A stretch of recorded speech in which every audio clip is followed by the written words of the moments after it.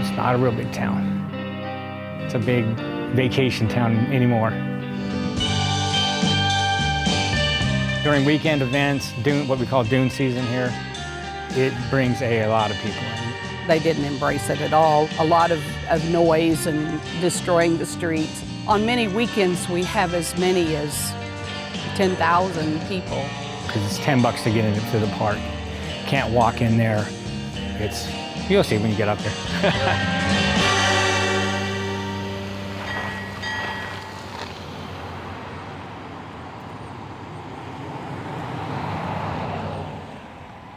Good afternoon from central Oklahoma. We are on our way to Waynoka. It's a small town kind of on the fringes. It's actually the morning after my 21st birthday, so I'm a little tired, a little hungover. You good? No, man, I just threw up. Oh. We've been invited to a park called Little Sahara, which is exactly what it sounds like. There's actually a motorsports show happening out on the sand dunes today, and it's a source of state pride for many Oklahomans here, and especially those in Waynoka. I have a contact who has offered to take us out on a Dune Buggy a little later, but we got to find our way there first, so.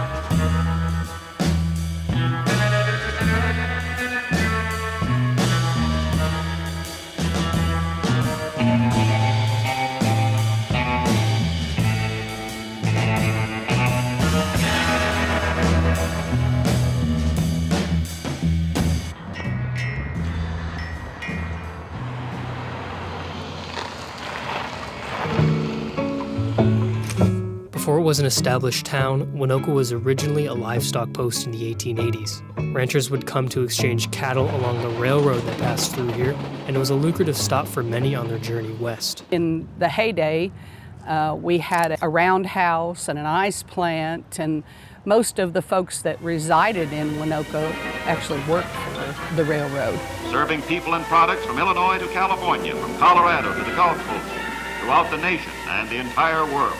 The Santa Fe Rail connected Chicago to the southwest, and it ran right through Waynoka. And after the land run of 1889, ranchers came back, but this time to build houses and to start families and businesses. But as the town grew into the mid-20th century, the trains slowly became obsolete and they had to pivot. And then when they decided to move out, then we reinvented ourselves as an oil town. And it was that resource, oil, which turned places like this into a gold mine for opportunity. But nowadays, it's just one of hundreds of quiet towns dotted along the American frontier. And as industry continues to slow, it's hard to see what the future has in store here.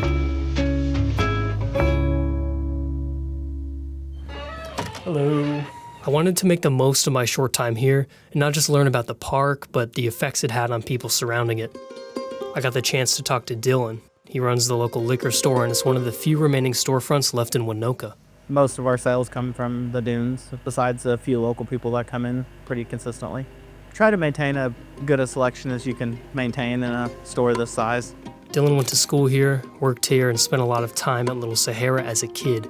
Now he operates this business with his fiancée, and the space it occupies holds a lot of importance for the community. This building actually started out as a Ford dealership in 1921, then had been converted. It was a hardware store. That's what most people know it as, is a park hardware building. And it was out for probably 30 or 40 years. Don't get me to lie, it was probably longer than that. But then they sold it and it was converted. It was divided into two, and now we own the entire building and we rent out the other storefront to a salon. Most of the empty buildings have been empty since my entire life. Once in a while somebody will put one in, but due to the seasonal nature of it, a lot of people don't anticipate just how seasonal the dunes are. So we're actually busier throughout the winter than we are throughout the summer. Really? Is it because of the heat? Yes. Yep, everybody goes to the lake in the summertime. But yeah, there's a lot of empty buildings in downtown.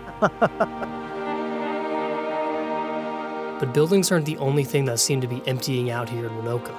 Population has been on a slow but continuous decline since the 1970s, and it's made jobs, like Dylan's, hard to come by in recent years. Their two main economic drivers are the Mock Resources Field Office and then Little Sahara.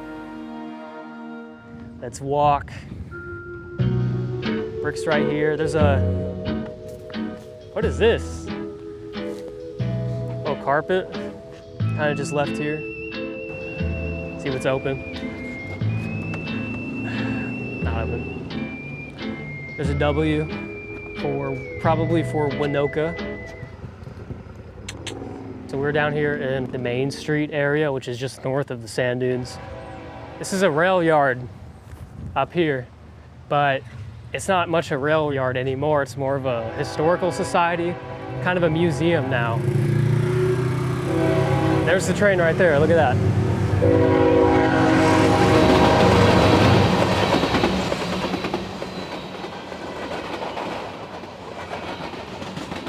So I just spoke with Dylan, and he told me that without Little Sahara, Waynoka would pretty much be off the map. A lot of the businesses here rely on that tourism money and the locals supporting them. It's kind of a mixed bag right now because walking around, you know, you see a lot of these derelict, vacant buildings, and I'm wondering, is this property occupied by people and are they trying to renovate it? And it seems like the theme here is there's just not enough money because there's only sales tax here. So with a small population of 700 people, that's not a lot of money.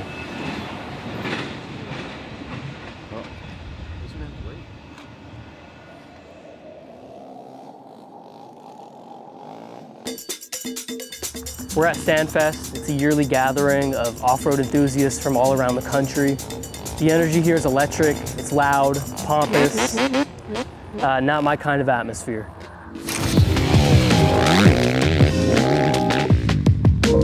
There's some good stuff shaping up. The sand's just deep with that wind. You got a lot of like-minded people doing like-minded things.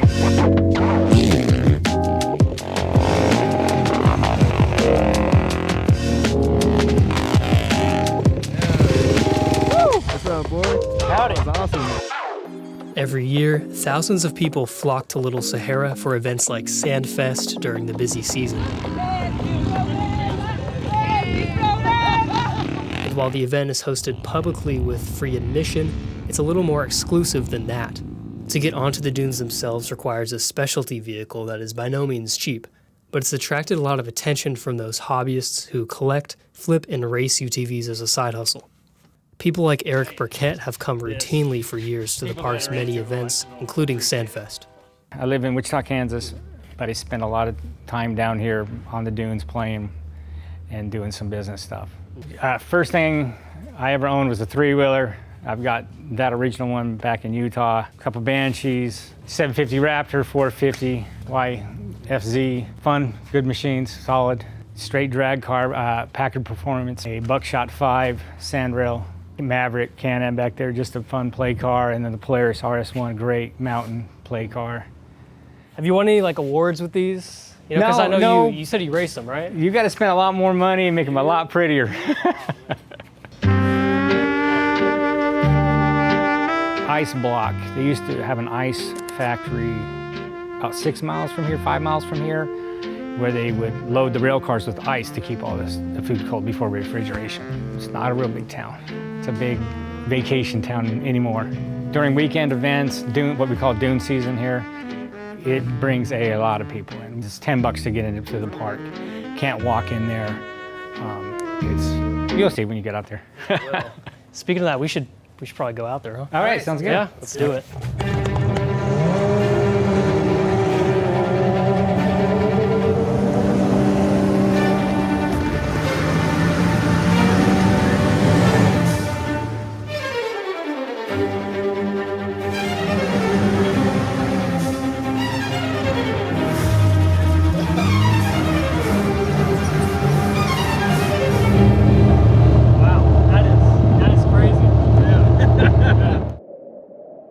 At daybreak, it's an open course. By nightfall, a party at the drag strip.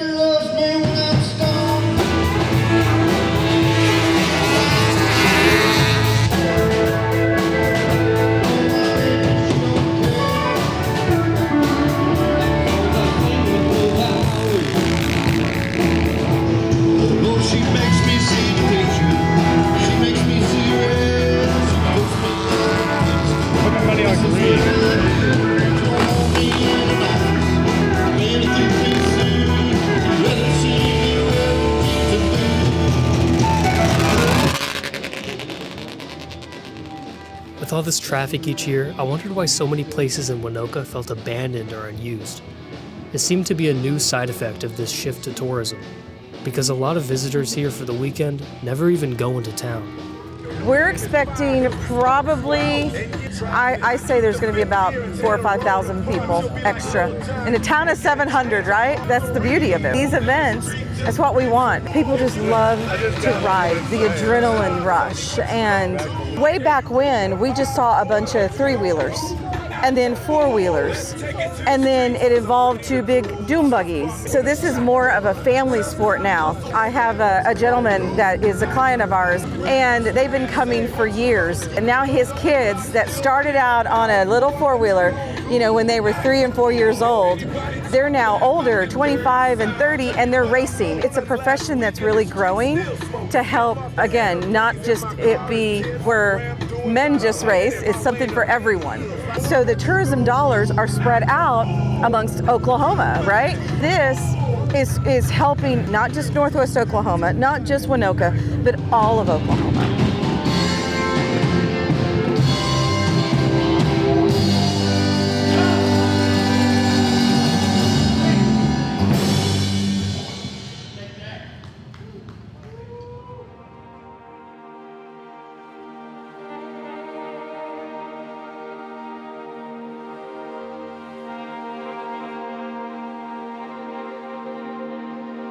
So this is home for me, 45 years worth.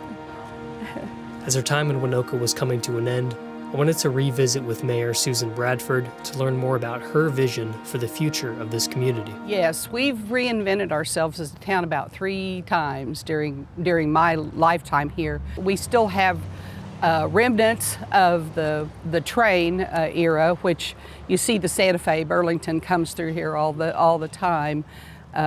But they don't stop anymore, and we still have folks that work in the oil and gas industry here in Waynoka. But now we're reinventing ourselves as a tourist community. On many weekends, we have as many as 10,000 people in Waynoka because of the Little Sahara. We definitely have benefited from the tourist trade and continue to focus on that to try to develop a relationship between what's going on out there and what's going on in here. Locals that live here, what is their relationship like with Little Sahara? Are they embracing tourism, or are they a little hesitant about it? Initially, when we started the project 6 years ago, the folks that have been here forever have family farms, and they're kind of set in their ways and so forth. So initially there were some blowback, they didn't embrace it at all, and it was a lot of noise and destroying the streets and so forth. But now we've opened the town basically to the tourists, so the community has had to embrace that. Several years ago, the Chamber of Commerce wanted to do something to honor the folks that have been here since, their families have been here since the land run. And so people bought the bricks to represent their families. So many of the names that you see on this wall, the families are still here and have been for a very long time. What we can support as a community largely needs to be tuned towards our tourists. And so that's what we're finding. And we have a big challenge because there is an area down the front of the road where there are commercial properties available. So what we need to do is a better job of attracting those folks to come down here. Yes. And it's great for us to get them into town, but if they don't have anything to spend their money on, it's kind of, exactly. Yes. Our liquor store has changed hands, and so they come in and patronize that liquor store. We have a dispensary down on the end here. He's opened up shop here and says the tourist community, because of the medical marijuana and so forth, the tourist community patronizes him as well. That old building over there used to be a huge furniture store, and upstairs they had, it was a dance hall, it was a bowling alley, it was multiple things. The gentleman who owns it, he's refurbishing it and so forth. He takes old cars and takes them apart, welds them back together, and so they all look like something out of Mad Max, you know, that kind of thing. This thing is sick. So it used to be a 4-door car. Problem is, I'm good in it for about 20 miles. Past that, it's a little bit cramped. Interesting. So I'm building a clip cab, and that's going to go on the green truck, and that'll give me 10 more inches of cab space. So you can see where this from here forward is the car, but this back here is actually a piece of a pickup. And then these are pieces off a pickup. So you chop the back half of the car off, and you just start building. How are you trying to go about raising more money for the city? Well, we largely do that taking advantage of any grant opportunity that comes. Just recently actually received a small business grant. There was a $10,000 grant we got to use for whatever we needed to use it on except for payroll. So we painted the ceiling back to the original copper and painted the walls. They were kind of a seafoam green, and got rid of the ratty carpet and put down new flooring. And now we got a neon sign that I'm putting up today. It says Cimarron Wine and Spirits. So Anyway, but as far as getting revenues, we're kind of stymied because we, as a city, our funding is the sales tax portion that we get from the state, that they send us back our portion, of course. But we don't get any property tax, and so we don't have actually a consistent amount of funding. It's not something that you can count on from month to month. And some months, especially with our tourist trade, some months our income is very good, and then other months it's not so good. Oklahoma is one of the few states in the United States where cities have to fund themselves through sales tax. So anyway, yeah.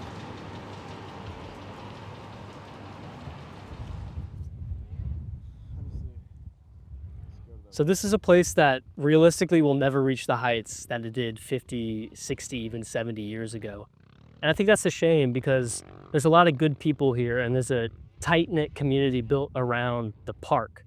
I've spoke to a lot of locals that hold a lot of pride and passion for the town and its park. And the one thing they've always told me is you won't know until you go.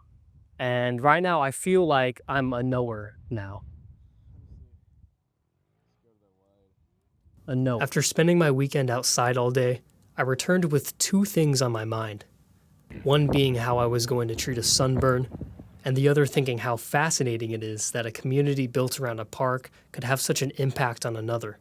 One that had the resilience to pivot 3 times to stay alive, and one that hopes that a little bit of cooperation could one day put them back in the spotlight.